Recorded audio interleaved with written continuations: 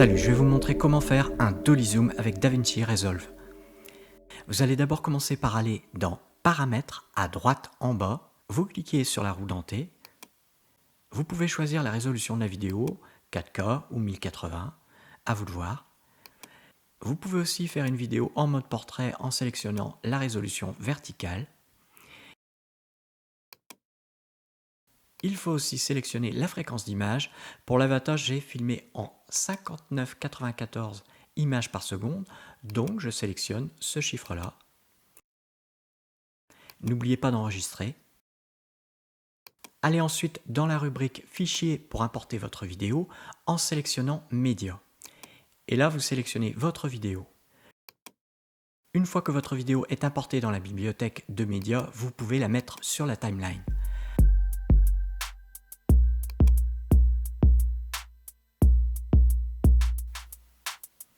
Là, je fais une découpe dans la vidéo, je garde que les parties qui m'intéressent, donc je fais une découpe. J'agrandis ma timeline pour avoir plus de visibilité. Avant de commencer, je vais juste ajouter du boost et un peu de luminosité en allant dans la section étalonnage. Maintenant, on va choisir le moment où on veut que le Dolly Zoom commence. Dans la section Transform, je place donc un premier point clé tout au début de ma timeline. Je clique sur le losange à droite et il devient orange. Ce point clé ne change rien.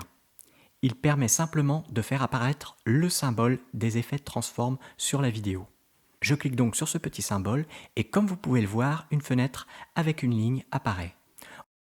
On va donc placer des points clés sur cette timeline pour faire notre Dolly Zoom en cliquant sur le losange à droite. Voilà, je vais placer le deuxième point clé qui représente le début de l'effet. Ce point clé du zoom a donc le chiffre 1. Il n'y a donc aucun zoom pour l'instant. Notez bien que le point clé apparaît là où est placé le curseur.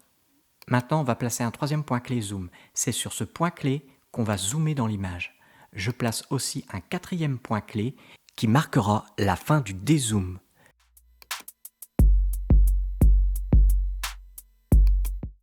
Maintenant, je bouge le troisième point clé pour effectuer un zoom dans l'image. En maintenant le clic gauche de la souris, je tire vers le haut le point clé et vous voyez un zoom s'applique à la vidéo. Vous pouvez aussi cliquer dans la case Zoom à la section Transform pour modifier la valeur en l'écrivant. Mais vous pouvez aussi maintenir le clic gauche de la souris en bougeant celle-ci de gauche à droite pour modifier le zoom. Alors un conseil, ne faites pas un zoom trop important parce qu'on risque de voir les pixels. Si je rapproche les points clés, le zoom sera violent. Et évidemment, si je les éloigne, le zoom sera plus lent. Maintenant, c'est à vous de voir. Pour schématiser, vous avez donc la ligne ascendante qui correspond au zoom et la ligne descendante qui correspond au dézoom. Ok, c'est terminé. Maintenant, on va faire le rendu de notre vidéo. Vous devez sélectionner Exportation en bas. Il faut vérifier la barre d'exportation qui se situe au-dessus de votre vidéo dans la timeline. Cette barre détermine la section que vous voulez exporter. Vous pouvez donc la raccourcir ou l'allonger. Il va falloir créer un nom de fichier et il faut aussi déterminer le chemin, c'est-à-dire le dossier dans lequel sera stockée votre vidéo. Choisissez aussi le format vidéo. Moi, je choisis MP4. Et n'oubliez pas de sélectionner la résolution ainsi que la fréquence d'image. Choisissez aussi la qualité. Pour moi, ce sera maximal. Cliquez ensuite sur Ajouter à la liste d'export. Vous avez un encadré à droite qui s'est ouvert avec le titre de votre vidéo. Cliquez sur Tout exporter pour démarrer l'exportation. Voilà, l'exportation va prendre un peu de temps, ça dépend de la puissance de votre PC. Comme vous pouvez le voir, le curseur se déplace et le rendu sera terminé quand le curseur sera au bout de la barre d'exportation. Voilà, j'espère que cette vidéo vous a aidé. Vous pouvez poser vos questions dans les commentaires. Merci à vous. Ciao.